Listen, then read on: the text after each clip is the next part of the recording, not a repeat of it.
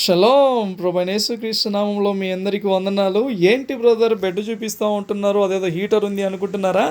ఇది నా వర్క్ ప్లేస్లో నాకు అలాట్ చేయబడిన చక్కటి రూమ్. ఇది బయట ఫుల్ వర్షం వస్తూ ఉంది. ఆ వర్షం వచ్చేటప్పుడు లైట్గా విండో ఓపెన్ చేసుకుంటే చల్లటి గాలి రూమ్ లోకి వస్తుంటది. ఆ టైంలో హీటర్ ఆన్ చేసుకొని వెచ్చగా ఈ బెడ్షీట్ కప్పుకొని అలా నోట్స్ ప్రిపేర్ చేసుకోవడము, బుక్ చదువుకోవడము, మంచిగా వేడి వేడి అన్నంలో తాలింపు కారం వేసుకొని తినడం నాకు చాలా ఇష్టం.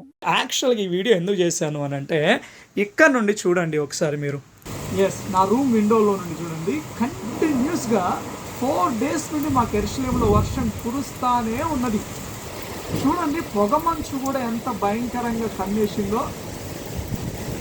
ఇజ్రాయెల్ని అటాక్ చేసిన దేశాలు వర్షము లేక, నీళ్లు లేక, కరువుతో అల్లాడుతూ ఉంటుంటే ఇజ్రాయెల్ దేశం మాత్రము జల సమృద్ధితో కలకలలాడుతూనే ఉన్నది. ఇప్పుడు నేను మీకు ఇంకొక విండో నుండి చూపిస్తాను క్లియర్గా. ఇక్కడ నుండి చూడండి ఎలా ఉందో, వర్షం కురుస్తూనే ఉంది. అవి బాబాయ్ మెరుపులు కూడా వచ్చేస్తూ ఉంటున్నాయి.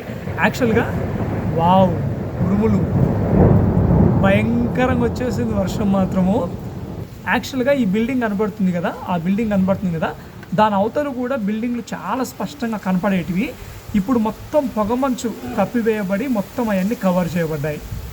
ఇజ్రాయెల్ దేశం కొరకు, యెరూషలేము క్షేమం కొరకు, యెరూషలేము రక్షణ కొరకు ప్రార్థన చేస్తున్న ప్రతి ఒక్కరికి ప్రభు నామములో వందనాలు తెలియజేస్తూ ఉంటున్నాను. ఈ వర్షాలు మరీ ఎక్కువ అవ్వకుండా ప్రార్థన చేయండి. ఇజ్రాయెల్లోని జలాశయాలన్నీ చక్కగా నిండులాగున ప్రతి ఒక్కరు ప్రార్థన చేయవలసిందిగా మనవి చేస్తూ ఉంటున్నాను. Thank you all, God bless you. Subscribe చేయడం మాత్రం మర్చిపోమాకండి. Bye bye.